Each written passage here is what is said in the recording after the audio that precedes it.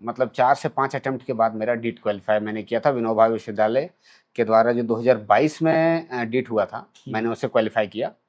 और कई प्रयास के बाद बहुत मेहनत किया है मैंने, मतलब मेरा परिवार एक तरह से समझ लीजिए, कहते हैं ना कि खाने का नहीं था हमारे पास। मेरा परिवार ऐसा था कि खाने का भी ठिकाना नहीं था।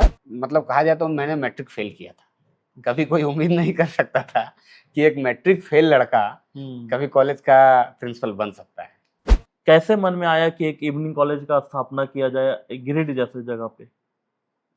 हमारा महाविद्यालय विनोबा भावे विश्वविद्यालय हजारीबाग से मान्यता प्राप्त है तथा उच्च शिक्षा निदेशालय झारखंड सरकार से इन्हें हमें संबंधन अनुमति भी मिली हुई है।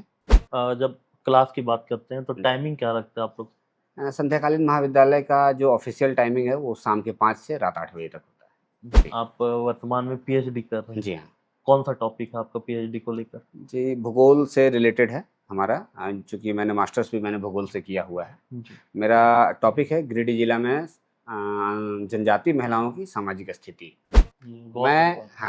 मैं अपने मैट्रिक फेल से एक संदेश देना चाहता हूँ। वर्तमान में जो अभी 4-5 दिन पहले रिजल्ट का दौर ही चल रहा है। उन बच्चों के लिए मैं संदेश देना चाहता हूँ कि आपका जो अंक है वो आपका भविष्य तय नहीं करता है। नमस्कार, मैं महराज और आप देख रहे हैं आपकी सभा। शिक्षा किसी भी समाज की उन्नति और प्रगति के लिए सबसे अग्रसर होकर भूमिका निभाती है। आज हम बैठे हैं निर्मल महतो इवनिंग कॉलेज में। इस इवनिंग कॉलेज में जहां हम बैठे हैं, इस पूरा मैनेजमेंट से हमने बातचीत किया और हमारे साथ प्रिंसिपल साहब है आशीष कुमार वर्मा, जिनका नाम है। आखिर इवनिंग कॉलेज का ज़रूरत क्यों पड़ता है? एक समाज में इवनिंग कॉलेज की क्या भूमिकाएं होती है?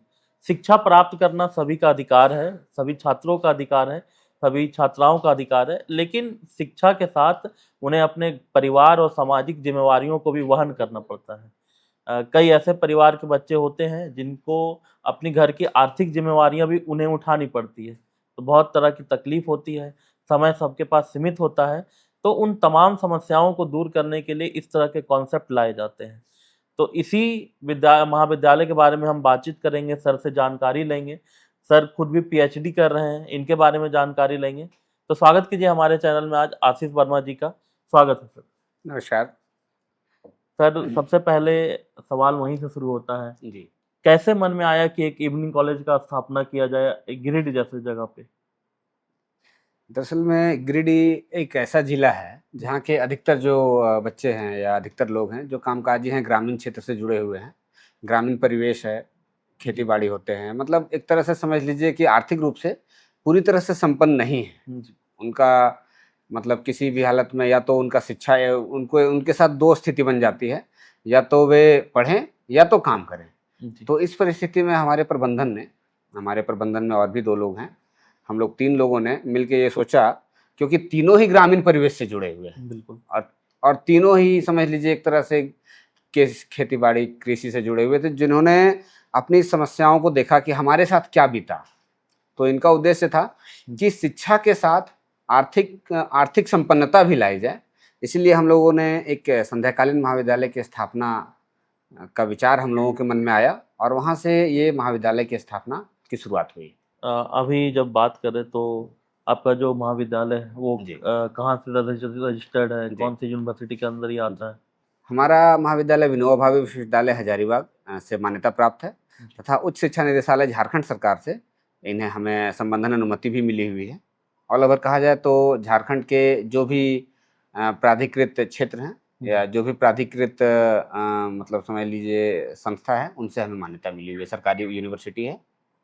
वर्तमान में आप कौन कौन से कोर्स ऑफर कर रहे हैं?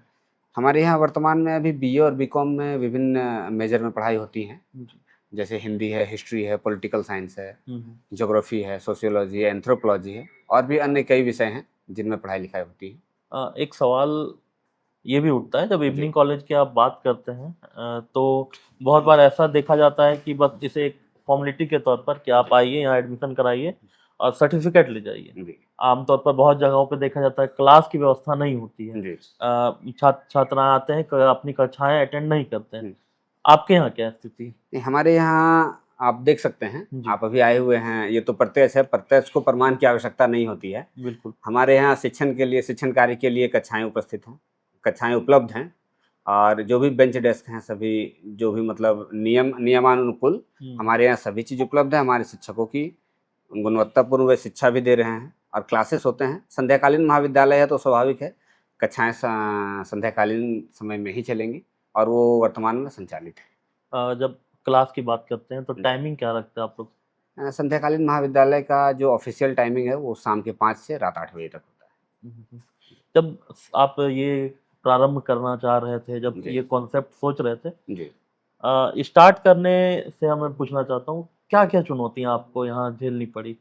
देखिए, जब हम लोग इसको स्टार्ट करना चाह रहे थे तो सबसे पहले तो हमारे लिए एक, चूँकि हम लोग मध्यम वर्गीय परिवार से आते हैं, जी। तो हमारे लिए भवन बहुत बड़ी चुनौती थी हुँ। कि इतना बड़ा भवन कहाँ से हो पाएगा।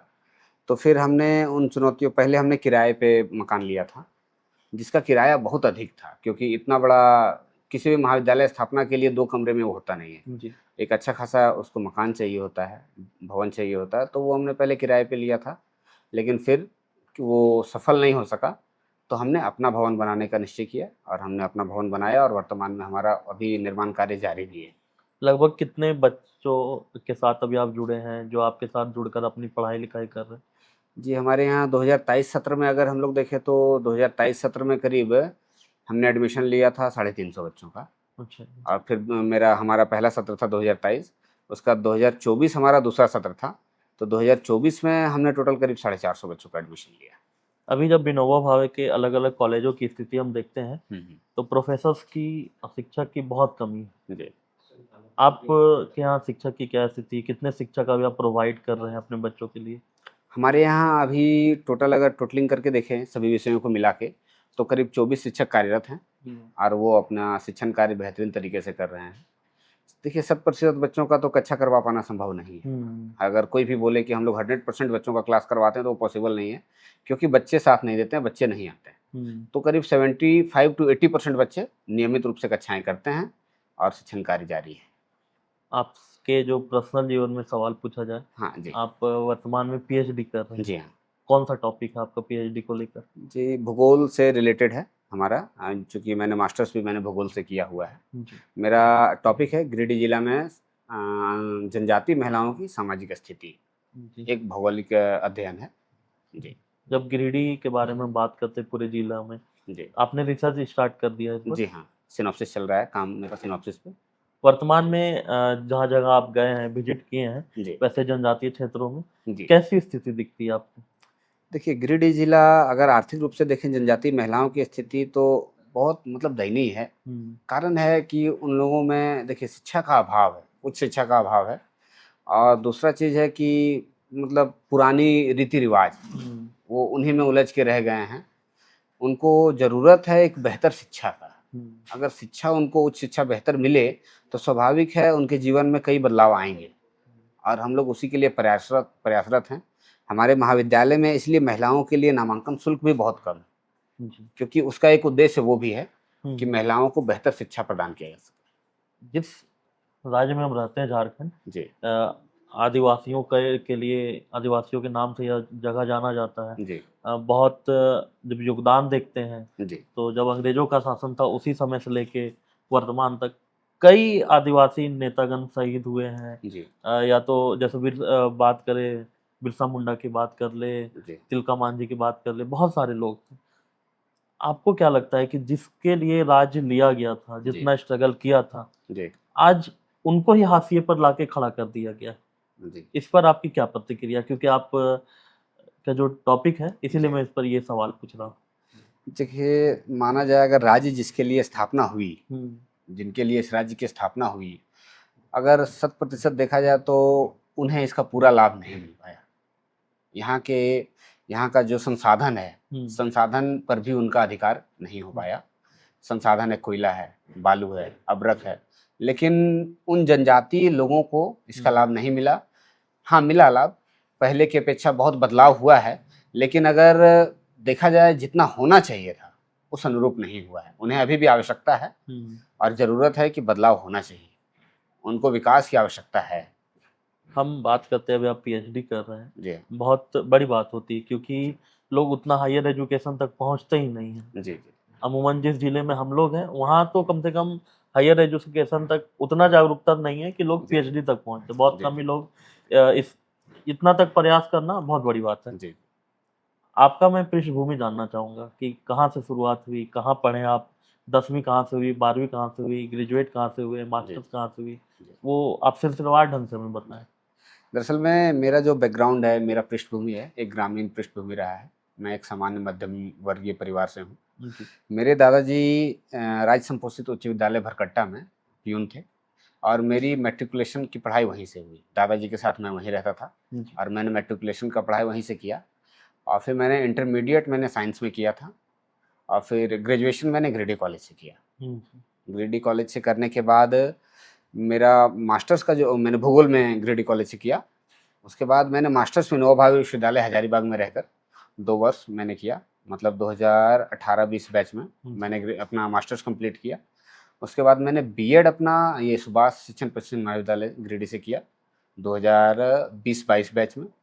उसके बाद फिर मैंने इधर उसी बीच मैंने करीब 3-4 बार ट्राई किया था पीएचडी के लिए। जैसे एक एलन मिथिला यूनिवर्सिटी है, मैंने वहाँ भी एंट्रेंस दिया था। मैंने फिर बीबीएम के यू धनबाद में भी मैंने एंट्रेंस दिया। मतलब मैंने कई बार प्रयास किया तब जाके मतलब 4 से 5 अटेम्प्ट के बाद मेरा डीट क्वालीफाई मैंने किया था विनोबा भावे विश्वविद्यालय के द्वारा जो 2022 में डीट हुआ था, मैंने उसे क्वालीफाई किया और कई प्रयास के बाद बहुत मेहनत किया है मैंने। मतलब मेरा परिवार एक तरह से समझ लीजिए, कहते हैं ना कि खाने का नहीं था हमारे पास। जी। मेरा परिवार ऐसा था कि खाने का भी ठिकाना नहीं था। दादाजी का नौकरी था, ठीक है, पैसा था, लेकिन बुआ भी थी, 3-4 फुआ हैं हमारी, उनकी विवाह के लिए मतलब यहाँ तक स्थिति था कि ज़मीन बेच के भी मेरे दादाजी ने उनका शादी करवाया। तो मतलब मेरे दादाजी ने जो हमारे परिवार के लिए किया है वो सराहनीय है। आज मैं जिस पे बैठा हुआ हूँ, मेरी जो कुर्सी है, इसके चारों खंभे उनके दिए हुए हैं। मैं अपने दादा के प्रति आज भी उनको सादर प्रणाम करता हूँ। उनका बहुत अच्छा हमारे परिवार के प्रति रहा था। एक बेहतर कार्य उन्होंने किया है। हमारा परिवार आज अगर स्तंभ है तो हमारा मुख्य स्तंभ वही है। तो इसीलिए अगर देखा जाए तो मेरा परिवार मध्यम वर्गीय हमेशा से सामान्य सा रहा था। पढ़ने में मैं अच्छा था, लेकिन मतलब कहा जाए तो मैंने मैट्रिक फेल किया था। कभी कोई उम्मीद नहीं कर सकता था कि एक मैट्रिक फेल लड़का कभी कॉलेज का प्रिंसिपल बन सकता है। मैं अपने मैट्रिक फेल से एक संदेश देना चाहता हूँ। वर्तमान में जो अभी 4-5 दिन पहले रिजल्ट अभी रिजल्ट का दौर ही चल रहा है। उन बच्चों के लिए मैं संदेश देना चाहता हूँ कि आपका जो अंक है वो आपका भविष्य तय नहीं करता है, आपका जो हुनर है वो तय करता है। वर्तमान समय में अंकों की बहुत मारामारी है, लेकिन उसका कोई अहमियत नहीं है। आपके अंक आपका भविष्य तय कर ही नहीं सकते। अगर मेरे अंक मेरा भविष्य तय करते हैं तो आज मैं प्रिंसिपल नहीं होता। बिल्कुल। मेरे कई दोस्त हैं जिन्होंने फर्स्ट डिवीजन से पास किया था मैट्रिक में और मुझ पे हंसे थे, वो बहुत हंसे थे मुझ पे, यार फेल कर गया ऐसे वैसे। तकलीफ तो था मन में, क्योंकि तब हम भी बच्चा ही थे, लेकिन आज वर्तमान में जो हम पे हंसा था उससे हम कई गुना आगे हैं। तो आज के बच्चों को संदेश देना चाहेंगे कि अंकों के पीछे मत भागिए, हुनर के पीछे भागिए, आपका भविष्य उज्जवल होगा। जी। आप पीएचडी कर रहे हैं, झारखंड में एक और छात्र है जो पीएचडी कर रहे हैं। जी। विधायक जी भी हैं, जी। डुमरी विधायक जयराम महतो। जी जी जी। कैसा लगता है उनके बारे में जब आप देखते हैं, वीडियोज देखते हैं? जी जी। उनके बारे में क्या विचार है आपका? देखिए, युवा चेहरा है और दूसरा चीज़ है कि राजनीति में लोग बोलता है कि राजनीति बहुत गंदा होता है, राजनीति में नहीं आना चाहिए, लेकिन मेरा उल्टा मानना है। राजनीति में अगर पढ़े लिखे लोग नहीं आएंगे तो स्वाभाविक है विकास नहीं हो पाएगा। जो प्लानिंग होते हैं, जो बनते हैं, सरकार की योजनाएं बनती हैं, वो बेहतर ढंग से नहीं बन पाएगी अगर पढ़े लिखे लोग नहीं आएंगे। तो मेरा मानना है कि युवा चेहरा है, बेहतर हैं, अच्छा कर रहे हैं डुमरी विधानसभा के लिए और आसपास के लिए भी उनका जो प्रतिक्रिया है, उनकी जो एक्टिविटी है, बेहतर है। आशा करते हैं कि वो डुमरी विधानसभा के साथ-साथ पूरे झारखंड को एक बेहतर मार्ग की ओर ले चलेंगे। उनसे हम लोग भी सीखेंगे और लोगों को भी सीखने का मौका मिलेगा। तो आज हमारे साथ थे आशीष जी, जिन्होंने बहुत ही सरलतापूर्वक और पूरे डिटेल में बहुत कुछ समझाया, अपने कॉलेज के बारे में बताया, जिस कॉलेज के प्रिंसिपल हैं, इनके द्वारा स्थापना की गई, इनके टीम मेंबर्स। और एक बहुत ख़ास बात इन्होंने बताई कि 10th में इनका जो रिजल्ट हुआ था पहली बार, वो फेल हो गया। हाँ, मैथमेटिक्स में मैं फेल था। मैथमेटिक्स में सर फेल थे, लेकिन फिर भी आज प्रिंसिपल है।